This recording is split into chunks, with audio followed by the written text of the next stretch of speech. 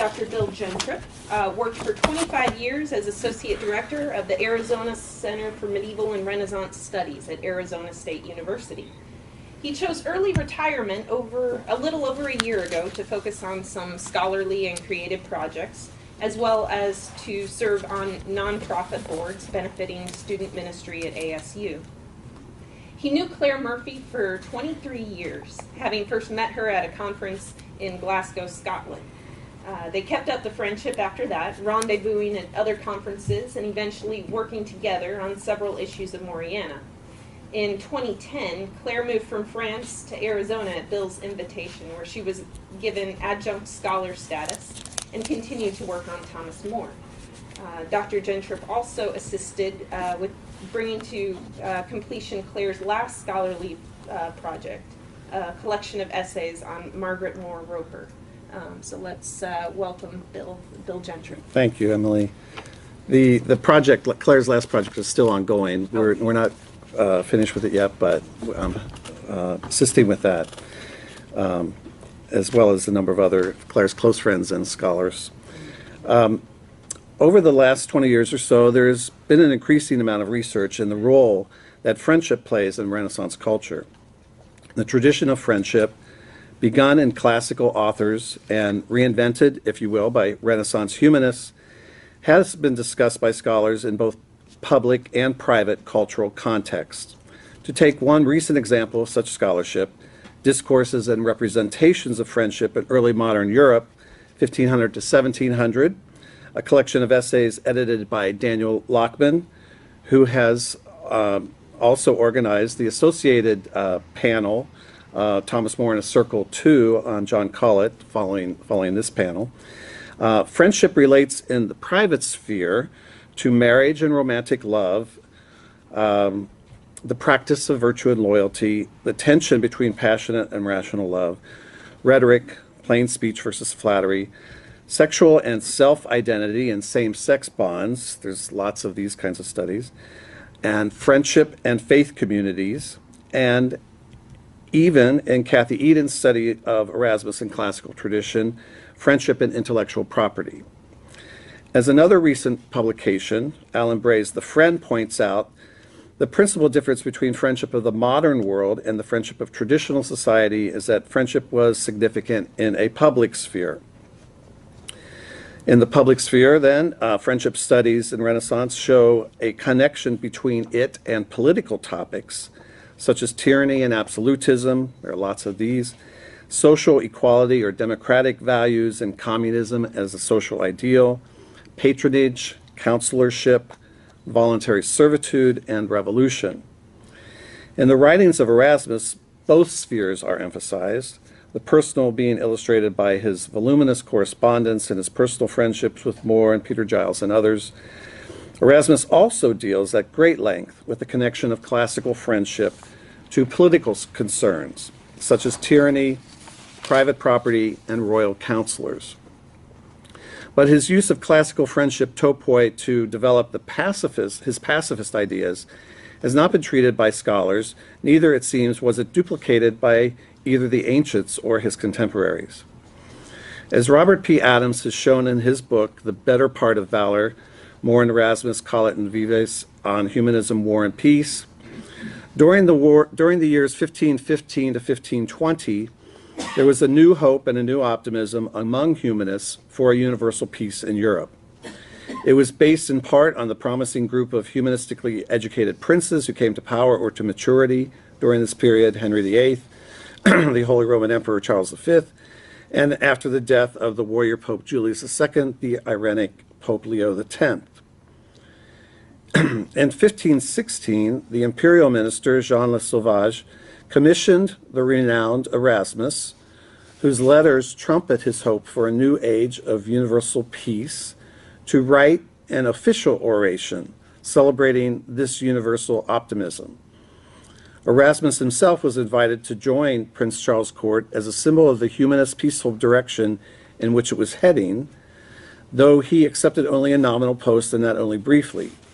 It is believed by some scholars that Thomas More finally agreed to the solicitations of Henry VIII to join in his administration because of the hopeful signals of its evident new interest in peace. A treaty was indeed signed between the major European powers, but the peace was short-lived. Nevertheless, this period provides us with some of the greatest Renaissance humanist works against war, such as several of John Collett's sermons, Erasmus's Julius Exclusus, his adage Dulce Bellum Inexpertus, his complaint of peace, and besides the Utopia, several anti-war and anti-chivalric epigrams from Sir Thomas More. I wish to focus on Erasmus's contribution to this humanist longing for peace because of its uniqueness in certain ways. The age's greatest classicist approached the issue of peace from a unique angle, equating the abstraction of universal harmony with the more familiar personal quality of friendship so celebrated by the ancients. The principles and values of classical friendship were an essential ingredient of Erasmus's formulation of the principles and practice of Christian pacifism. Though the subject of friendship was extremely popular in the writings of many authors in the 16th century, Erasmus was different from, if not unique among, classical and other Renaissance writers in applying friendship principles against war. Scholars have also remarked on Erasmus's originality in putting forward his pacifist views. So scholars have emphasized originality in Erasmus's pacifism. Certainly he took every rhetorical advantage he could in making war not appealing. Erasmus argues at one point in The Education of a Christian Prince that the people should actually engage in civil disobedience and boycott the wars of their princes and nations, a seemingly novel and modern idea. James Tracy cites Robert Ragu as pointing out that Erasmus was the first theologian to use the doctrine of the mystical body of Christ as an argument against war among Christians. More recently, Hilmar Pabel confirms the view that the source of Erasmian pacifism is rooted in his religious worldview and that it is the Christian's corporate religious duty to embrace and promote peace. The greatest sin for Erasmus was not blasphemy or idolatry, but the violation of Eucharistic unity through Christians fighting each other. The truest sacrilege was the celebration of the Mass in rival army camps before battle. Should not the heavenly bread and the mystical cup be efficacious to join Christians together, he says in Complaint of Peace? Another example of his originality is the advantage he took in promoting peace in the Education of a Christian Prince, which he wrote for the 16-year-old and future Holy Roman Emperor Charles V. The educational treatise belongs to that genre of advice to princes manuals, such as Machiavelli's The Prince, which normally contain a chapter or passage devoted to discussing ordinary military affairs and to a prince's necessary training in war. Ross Dealey cites Alan Gilbert's observation in Machiavelli's Prince and its forerunners that Erasmus is quite original in replacing this type of chapter with an attack on war and an encomium to peace. As L.K. Bourne, one of the earlier editors and translators of this work, notes, classical parallels do not exist that include pacifist arguments in this type of treatise. Still another way in which Erasmus demonstrates his originality in his anti-war efforts is his use of the classical tradition and theory about friendship. What do we mean by classical friendship, and what is its relevance to Erasmus? By friendship is meant first that social relation between two people, usually male, so celebrated by the ancients. Today we might use the sociological terms male bonding or homosocial bonds to refer to this relationship, but the classical writers meant much more by it than merely practical or emotional benefits, the camaraderie or supportiveness suggested by the modern terms. For the ancients, ideal friendship was a shared life that had as its end moral virtue, a pure and chaste relationship which in its fictional representations also involves self-sacrifice. The legends of Orestes and Pylades, Damon and Pythias, Scipio and Laelius, among others, testify to this tradition. Cicero's essay, De Amicitia, on friendship, a book which Erasmus said that he could not refrain from kissing each time he read it. Probably the most familiar of the ancient texts that analyzes is probably the most familiar of these ancient texts. Other important loci classici are Pythagorean proverbs on friendship, Aristotle's Nicomachean Ethics, books 8 and 9, and several essays from Plutarch's Moralia. The classical friendship tradition also had another dimension besides the personal one. In ancient political philosophy, friendship was used as a metaphor for the harmonious or just state, the democratic state, or even in Aristotle's Ethics, the proper relationship between a king and his subjects. One thinks of Aristotle's statement in the Ethics, friendship seems to hold states together and lawgivers to care more for it than for justice. And when men are friends, they have no need of justice. Erasmus was fully aware of this profound literary and philosophical tradition on friendship, and his use of it and references to it in many works demonstrate how attracted he was to this relationship intellectually. Erasmus's pacifist tracts, the commentary to the adage Dulce bellum inexpertus, sweet is war to the inexperienced, and the oration entitled The Complaint of Peace, demonstrate his most profound and original use of this friendship tradition in this context. The classical context of friendship seems much stronger to me in these two pacifist essays than any other classical influence. However, some scholars suggest that Erasmus's pacifism is based on another philosophical tradition. Roland Bainton and James Tracy propose that Erasmus's views of nonviolence and non-aggressive morality were influenced by Stoicism. Stoic moral idealism aimed at apatheia, the extirpation of desire, and therefore viewed peace primarily in the negative as the absence of strife or violence, a position Seneca takes in the De Ira. The Stoic abstractions of concordia, harmonia, and humanitas are included in Erasmus's definition of peace, but he envisioned peace also in concrete terms and saw that it must involve, beyond the stoical absence of strife, affirmative values of attraction and love. For example, rather than a stoical rejection of the passions, Erasmus begins both the Bellum and the Complaint of Peace with a catalogue celebrating the strong natural attraction within the plant, animal, and astronomical worlds. Employing an argument based on natural law, Erasmus echoes the classical view that there is harmony and attraction among the four elements. And in the Timaeus, Plato terms this attraction philia, or friendship. And there's a strong natural attraction also among bees and ants and their great community efforts. Even magnets represent the harmony and friendliness of nature, since stone attracts stone, Erasmus says in Peace.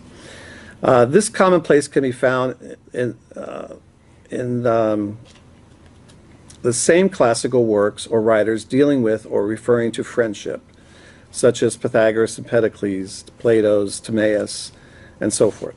It is also fully developed in a little-known colloquy of Erasmus's called, appropriately enough, amicitia, or friendship. So Erasmus has this, very classically based notion that friendship is part of nature as well. And he writes an essay on it. And in his pacifist writings, Dulce bellum inexpertus and Complaint of Peace, he brings that in as well.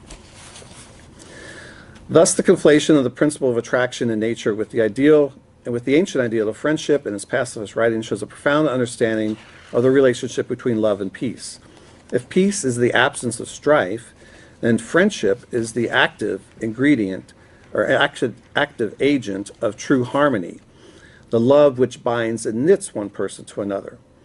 Peace, coupled with a stoical attitude of indifference between human beings, would not be real or lasting peace. Erasmus recognized that true peace requires another ingredient, personal love or bond, here expressed as friendship.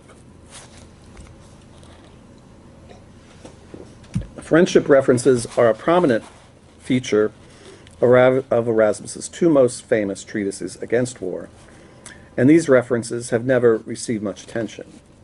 In the most passionately eloquent of his writings on peace, the Bellum adage, I'm going to abbreviate it as the Bellum, Erasmus makes this connection between friendship and peace explicit. First of all, what is there in the whole of existence better and sweeter than friendship? Absolutely nothing. But what is peace except friendship among the many? Since affection between one individual and another is a pleasant and valuable thing, how great must be the happiness when one kingdom or one nation is knit with another in bonds of friendship. Among writers on the virtue of friendship, this equation and its use are original to Erasmus. Classical writers introduced a more general notion of a time of universal concord and friendship in the Golden Age or Age of Saturn, but did not seem to have envisioned the condition of friendship as antithetical to war. We now look at Erasmus's two main contributions in more detail. His arguments for pacifism in both the Bellum and Peace, Complaint of Peace, abbreviated as Peace, are basically the same and have two parts, clearly expressing his Christian humanism. Two parts. One, war is against reason or nature, and it is against the Christian faith. That is, they are based on humanity's natural affinity for friendship and on the life of Christ. According to Margaret Phillips, the denunciation of war is the most important element of the new adages of 1515. In the very first pages of the commentary to the Bellum, Erasmus introduces the idea that human beings, because they have no natural defenses, like claws or fangs, or fortified hide, like other animal species, were never intended for fighting and violence. Indeed, since they are in no way self-reliant against the forces of raw nature, one may conjecture, in Erasmus's words, that they were born for friendship. He gives the catalogue of the human body as another indication that humanity was by nature dedicated to goodness and brotherly love. Our general appearance is not terrifying but gentle, nature having given us friendly eyes, embracing arms, laughter, tears, and a voice not threatening but friendly and caressing. Most significantly, she gave us the significance of the kiss, a union by which soul meets soul. With this last characteristic, since it seems to emphasize a spiritual union, Erasmus is likely thinking of the holy kiss of the Scriptures, exchanged between believers, which he conflates with the Pythagorean adage, friends have one soul in two bodies. In this way, he vividly demonstrates that humanity's physical traits program it for a life of intimacy and friendship, not antagonism.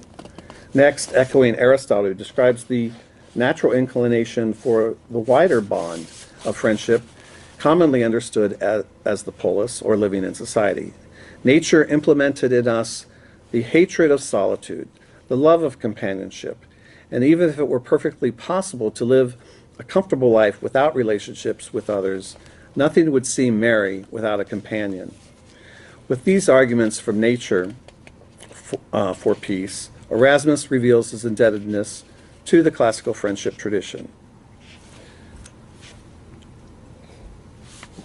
Several other factors confirm that Erasmus's use of friendship motifs in these works is deliberately introduced for the special purpose of the direct attack on war. Most editors of the Bellum agree that it had its basis in a letter Erasmus wrote to Anthony van Bergen, the abbot of Saint Bertin, in 1513. There he rehearses in briefer form the same arguments he uses in the Bellum a year or so later. But what he adds to it, which in turn influenced the Complaint of Peace, are all the references to classical friendship. They do not appear at all in the earlier letter. Scholars also think Erasmus's mind was on the 1515 adages when he was composing his two subsequent works, The Education of a Christian Prince and The Complaint of Peace. This connection with classical friendship ideas helps to confirm the suggestion. The 1515 adages begin with a group of ancient proverbs on friendship, mostly attributed to Pythagoras. Erasmus had moved them from an insignificant position within the 1508 adages to prominence in the very first position in the later edition, a position in which they stayed in all subsequent ones. In the introduction to the whole volume of adages, Erasmus elaborates on adage number 1. Among friends, all is common. He argues that if this proverb were adopted, war, and he adds envy and fraud, in short, a whole regiment of woes would depart from life once and for all. He also anticipates his later scriptural arguments in the Complaint of Peace. Here, he specifically calls the mystical union that joins Christ to the Father of friendship, refers to the laws of friendship which join believers with the Godhead, and to the same bonds of friendship which tie together the mystical body of Christ, celebrated and signified by the sharing of the Eucharistic bread and wine. Erasmus's reuse of this proverb material is of course not surprising or remarkable, except that it underscores his emphasis on classical friendship theory and its relevance to his writings on peace. Erasmus's religious and scriptural arguments for promoting pacifism through friendship are exemplified also in the life and teachings of Christ. Some of the spiritual relationships in the New Testament that Erasmus defines as friendships, just cited from the adages, are repeated in the Complaint of Peace 2 years later.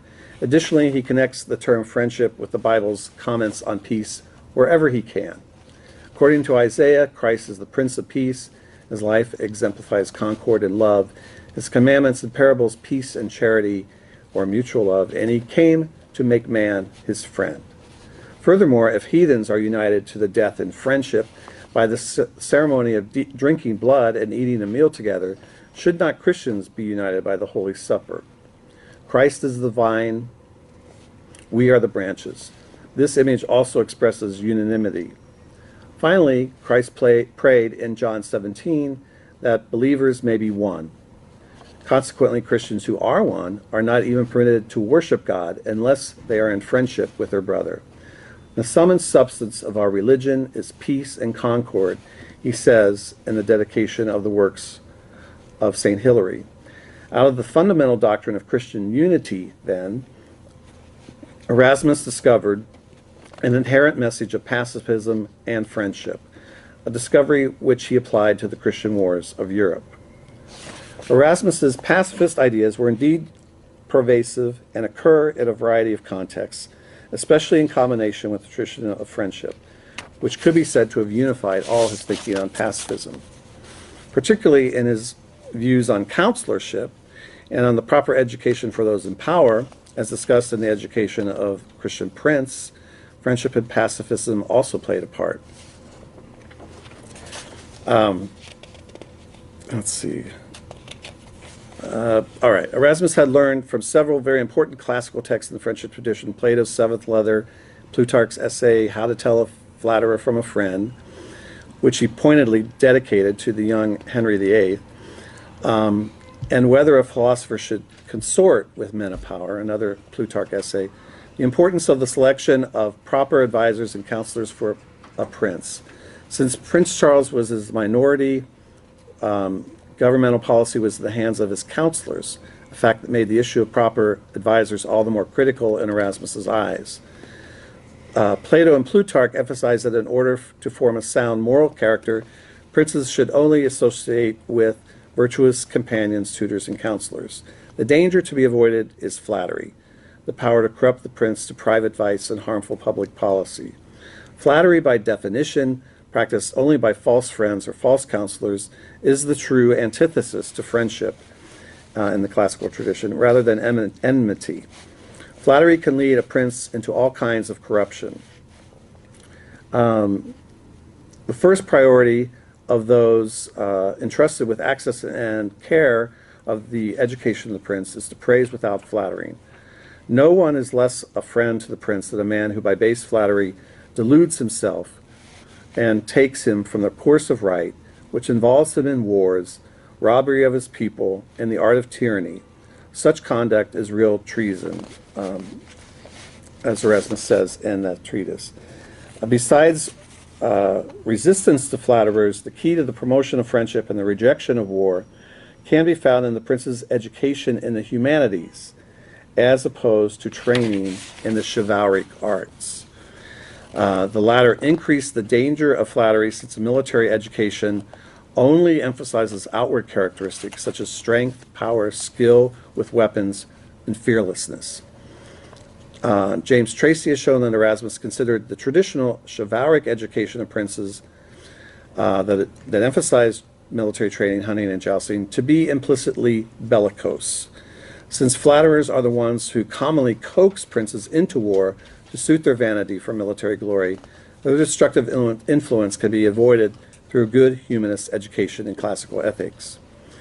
In the commentary to the Bellum adage, Erasmus made a direct connection between humanistic studies and friendship. The love of learning and the pursuit of knowledge have the greatest power of knitting up friendships. Indeed, neither family connections nor blood relations bind souls together in a closer or firmer bond of friendship than does a shared enthusiasm for noble studies. Noble studies refer, of course, to the humanist curriculum. Though his statement has obvious relevance to the issue of Erasmus's pacifism, since it occurs in one of the most important essays on that topic, the connection between a proper education, friendship, and peace was not just an abstract or theoretical one in Erasmus's thought, but was applicable to the immediate historical situation in the lives of Europe's leaders. For example, in the same adage, Erasmus contrasts the careers of two contemporary popes, the bellicose Julius and the ironic Leo X, who was trained in the humanities and therefore disposed to peace. Though the humanist education of Renaissance princes did not always determine their foreign policy, nevertheless, Erasmus presents a historically interesting and persuasive theory of the relation between humanistic studies, friendship, and peace, and of the relation between chivalric tradition and war. Erasmus's education of a Christian prince, of course, advocates the humanist curriculum. Thus, Erasmus was convinced that the humanist method, as well as its message, was a means to peace in Europe. Even his campaign for educational reform was integrally related to his pacifism. The opponents to this reform, the exponents of the old chivalric tradition and of the scholastic method, were the opponents of peace in his mind. This essay, sorry about that. This essay has, last paragraph, has emphasized the originality of Erasmus's pacifist ideas, particularly in respect to the classical friendship tradition. It is shown that these ideas were intellectually and deeply rooted in philosophical and biblical sources concerning the physical world, human nature, the Christian gospel, and political theory. The tradition of classical friendship ties them all together. It is not clear to me why Erasmus's other pacifist contemporaries do not adopt a similar strategy with regard to using friendship conventions in their writings, nor is it clear why recent academic studies on friendship have not explored this unique application of the tradition to pacifism. They await future discussion. Thank you.